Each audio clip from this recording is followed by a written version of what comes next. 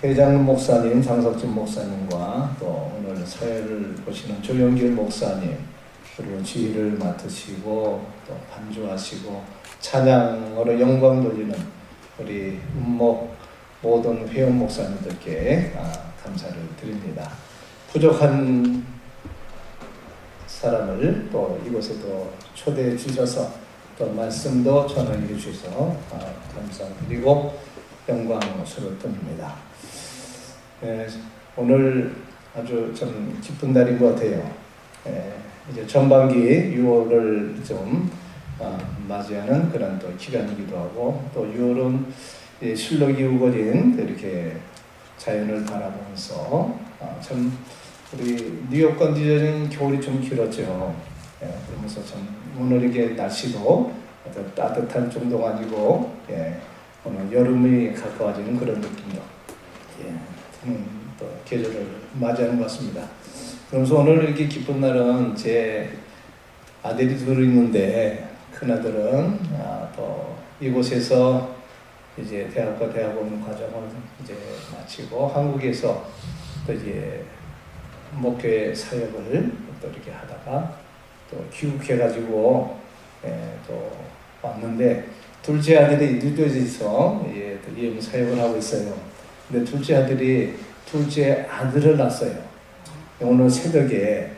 그래서 저희 가족이 이제 뉴욕에 있는 우리 큰아들 내외하고 제 아내하고 더불어 오늘 참여를 하게 됐습니다. 그래서 이제 예배 마치고 식사를 마치게 되면 이제 새벽에 4시에 출석을 했으니까 가서 또 위로도 해주고 기도도 해주고 축하도 해주고 그렇게 하려고 합니다. 근데 이윤수 목사님이 이렇게 하나님을 또 사모하며 또 그리워하다 이렇게 만나게 된 것은 참 기쁨입니다. 우리가 막상 이제 세상을 떠나서 하나님을 만나게 되면 똑같은 기쁨을 누릴 수 있겠죠. 또 우리 함께했던 회원으로서 아픔이 있고 또 전 섭섭함과 아쉬움이 있지만 그래도 한 분 한 분 세상을 떠나가는 모습을 볼 때 좀 미리 가신 분들은 기쁠지 모르지만 또 남으신 분들은 좀 마음이 좀 많이 좀 괜찮은 모습도 불편합니다. 또 오늘 이렇게 제가 찬양 내원으로 이렇게 사역 이게 또 함께 하시는 김정국 목사님, 또 뉴저지에서 또 뉴욕에서 사역을 잘 하시다가 또 이곳에서 또 참 하나님의 부름을 또 이제 받으면서 사모님을 또 이렇게 뵙게 됐습니다. 근데 처음에 무슨 말로 위로를 할지 몰랐는데 그래도 하나님께서 붙드셔서 건강한 모습을 뵙게 돼서 반갑습니다. 우리 모두는 이게 잠시 이렇게 왔다가 또 이제 떠나가는 우리는 또 삶이지만 그래도 남아있는 자들에게 하나님께서 말씀합니다. 너희 염려를 다 주께 맡겨라. 이는 그가 너희를 돌보심이라. 순간순간에 염려가 많이 있죠. 그러나 그 모든 염려는 마태복음 6장에서는 하지 말라는 것이죠. 먹는 문제, 입는 문제, 모든 세상의 모든 염려 다 주께 맡기라. 왜냐하면 주님께서 우리를 돌보시고 또 공중의 새나 들의 값을 바라보라. 주님께서 모든 것을 다 함께 하시기 때문이라는 것입니다. 그래서 염려는 주님을 위해서, 복음을 위해서, 더 많은 영혼 구원을 위해서 염려는 할 수 있겠죠. 그래서 오늘 하나님께서 주시는 말씀 가운데 이런 염려 가운데서도 하나님께서 종려나무와 백향목과 같은 참 하나님의 부르심을 받아 오늘까지 귀한 사명을 은퇴로서 감당하셨을 뿐만 아니고 또 지금 이 순간에도 이 사역을 감당하시는 또 은퇴 목사님, 또 사모님 참 존경하고 사랑하고 축복합니다. 그래서 하나님께서 오늘 주시는 말씀 가운데서 우리가 늙어도 결실하며 라는 이제 주제가 또 이제 같이 하겠습니다. 늙어도 결실하며. 세월이 가면 갈수록 우리에게는 또 다른 열매가 있습니다. 보이는 열매가 있고 보이지 않는 열매가 있습니다.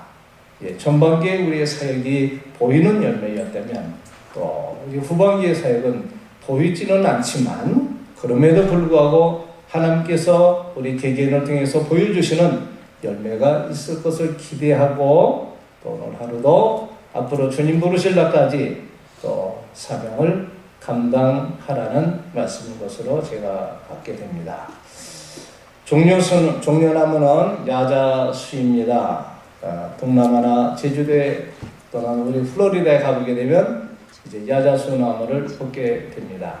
곱게 뻗은 나무이고 또 아래쪽은 가지가 없고 맨 꼭대기만 잎이 나와 있는 그런 나무입니다. 꼭대기에 열매가 다발로 열리는데 그것이 대추 야자 열매입니다.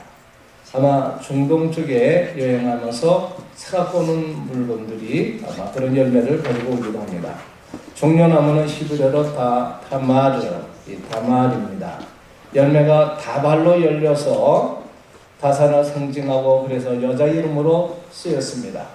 유다의 며느리 이름도 다말이었고 압살롬의 여동생의 이름도 다말이었습니다. 종려나무가 헬라어로는 포이닉스, 또 피닉스, 불사조라는 뜻을 가지고 있습니다. 뿌리가 물 근원에 닿았기 때문에 사막에서 종려나무가 보이게 되면 물이 이곳에 있구나 하면서 오아시스를 발견하게 된다는 것입니다. 솔로몬이 성전을 지었을 때 지성소 벽면에 종려나무를 새겨놓았다는 것입니다. 예수님이 예루살렘에 입성할 때에도 종려나무 가지를 흔들면서 종려나무 잎을 바닥에 깔아놓았죠.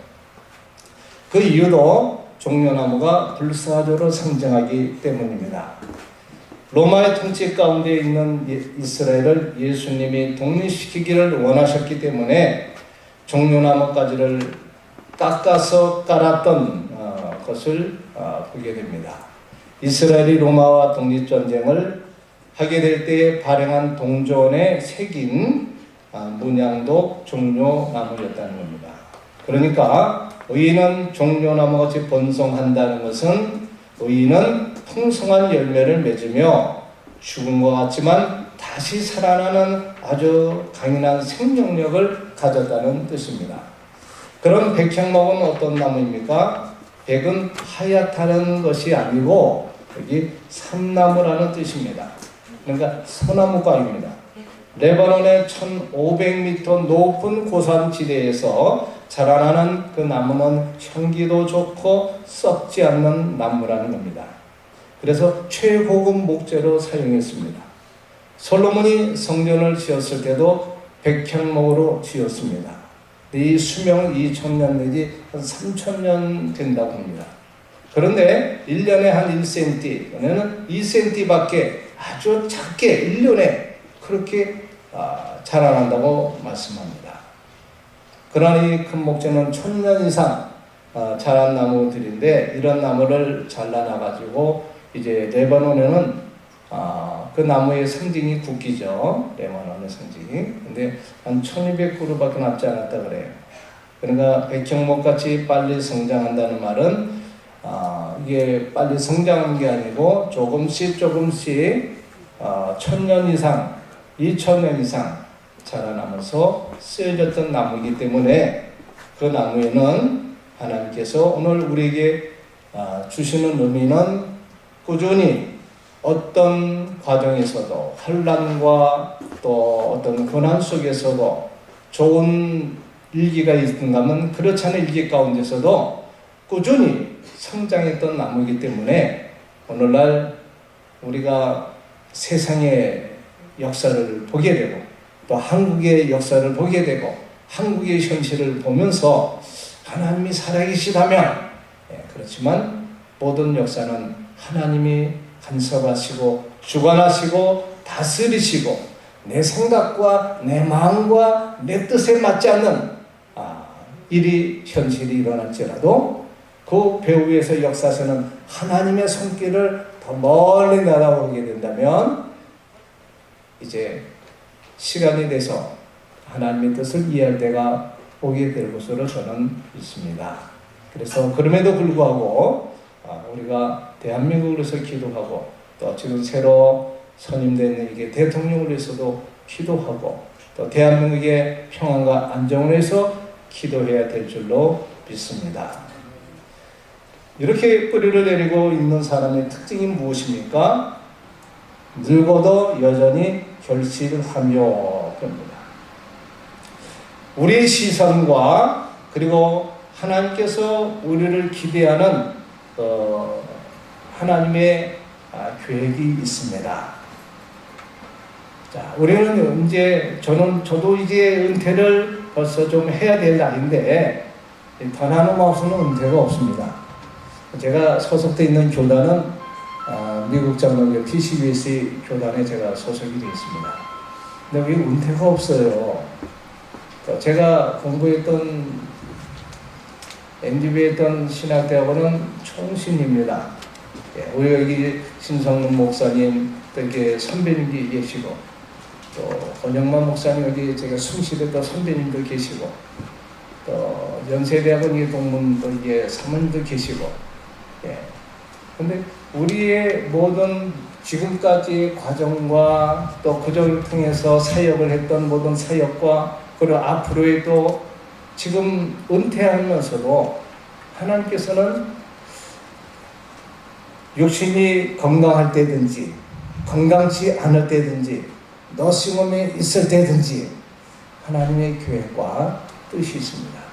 더 나눔하우스에서 선교사 한 명을 한국의 서리 미비자이신 분인데 남미에서 살다가 아르헨티나에 살다가 노숙자가 돼갖고 맨하탄에서 뭐 도배상도 했어요. 그리고 잘 나갔던 사람이었어요.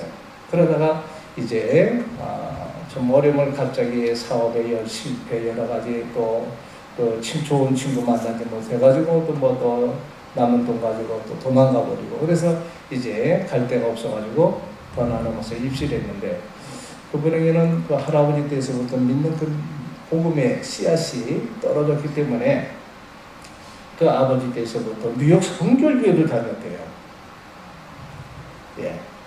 그러면서 그러면 뉴욕 성결교회 목사님이 오셔서 한번 말씀을 전하실 거야. 그 당시에 더 나눔하우스 또 이사장이시고 그러니까. 그런데 이 형제가 교회를 다녔고 또 그럼에도 불구하고 아버님은 그 교회 집사님이셨는데 그러니까 신앙생활을 제대로 잘 안 했어요. 그러니까 하나님께서 마지막으로 그를 사랑해서 끝까지 사랑해서 더 나눔하우스로 보내서 더 나눔하우스에 와서 하루에 4번 예배를 드립니다. 아침 6시간, 11시 새벽 예배, 11시 성경 통독 예배, 오후 5시 찬양 예배, 저녁 8시 간증 예배 4번 예배를 드립니다. 그러면서 이제 마음의 치유도 되고 회복이 되고 또 하나님을 만나게 되고 그래서 이제 본인이 이제 한국 가서 자기가 이제 좀 살고 싶다 그래요. 신장 투석을 하게 돼가지고 20년도에 그 팬데믹 때 농장에서 여기서는 잡이 없으니까 농장에서 가가지고 이제 거기서 먹고 자면서 이제 취급을 받았죠. 그러다가 쓰러져가지고 웨체스터 병원에서 입원을 해가지고 원인이 신장이 망가져서 투숙을 하게 됐어요. 갈 데가 없으니까 저한테 소셜워커도 연락이 오고 이번 연락이 왔어요. 무조건 들어와라. 마음 편안하게 먹고 태어나는 대로 들어와라.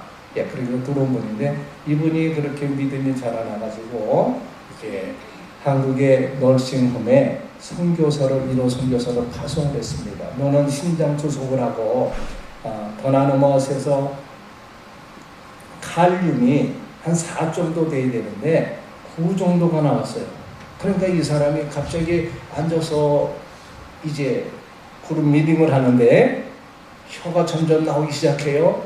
그러니 혀가 저는 그렇게 긴 줄 몰랐어요.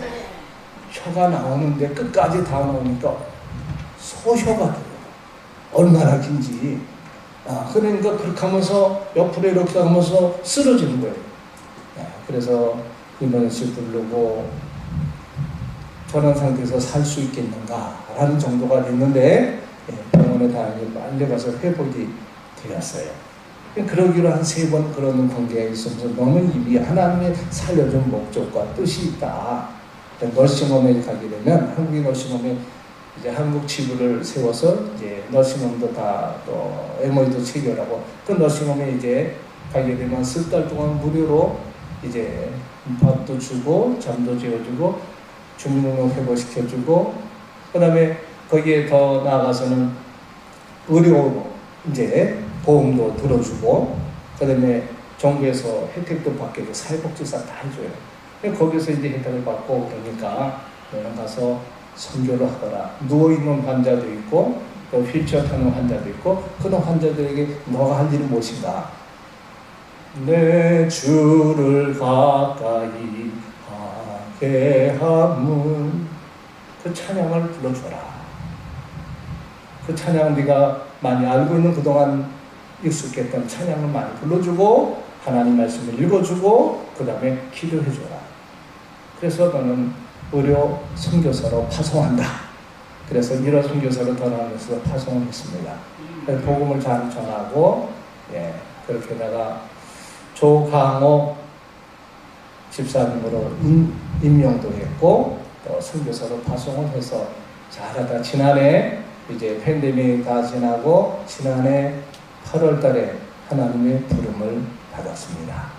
그러니까 마지막까지 그래도 멋있게 인생을 마무리했던 것을 이렇게 봐가지고 저 역시도 그렇고 우리 모두가 다 시간대가 되게 되면 병원도 가야 되고 또 어떤 데 입원도 해야 되고 입원실에서 또 오른쪽이 뭐 하나 더 이제 태그를 다 차야 되기도 하고 그러면 거기서 꼼짝 못해요. 나오지도 못하고 그저 왔다 갔다 병실에 왔다 그러면 침대에 그냥 가만히 있으라 그러고 또 그러면서도 그 병실에 있는 사람들 또 연약한 사람들 위에서 기도해주고 찬양도 불러주고 복음을 또 전해주고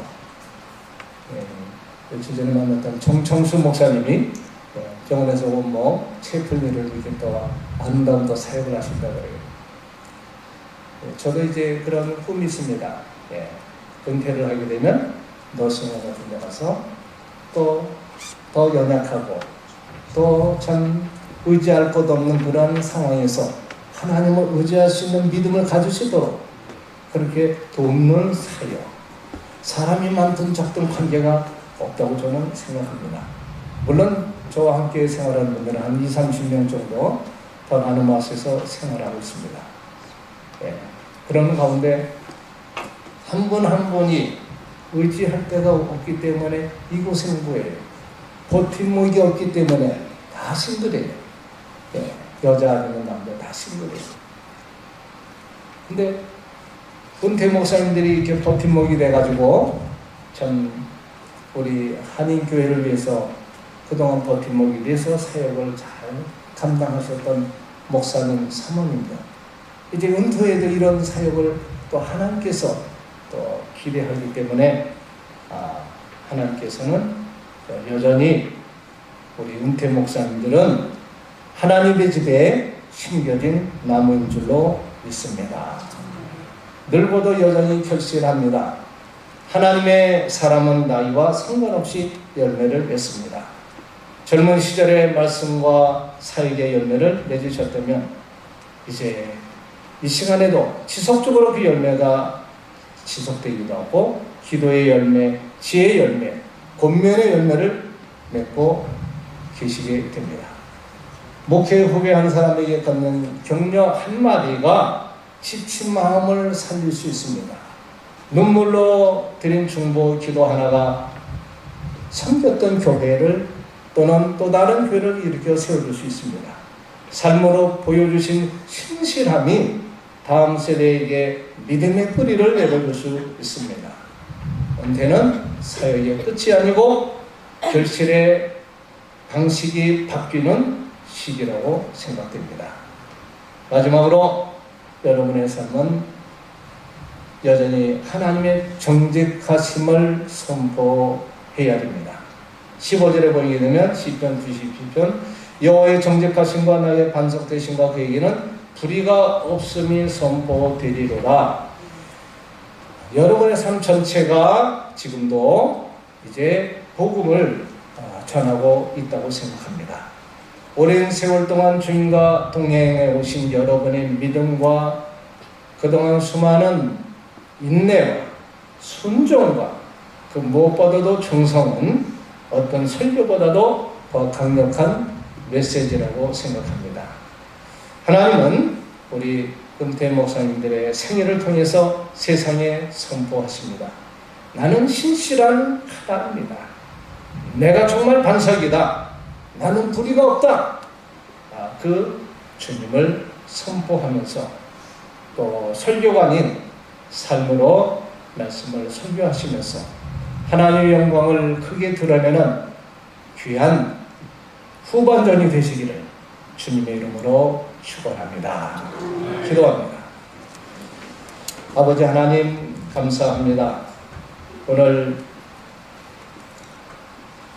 다음 세대를 위해서 오늘날까지 하나님께서 은퇴 후에도 여전히 귀한 사역을 감당할 수 있도록 하나님께서 우리 목사님들과 사모님들을 사랑해 주시고 복을 주시고 열매 맺게 해주신 것을 감사합니다.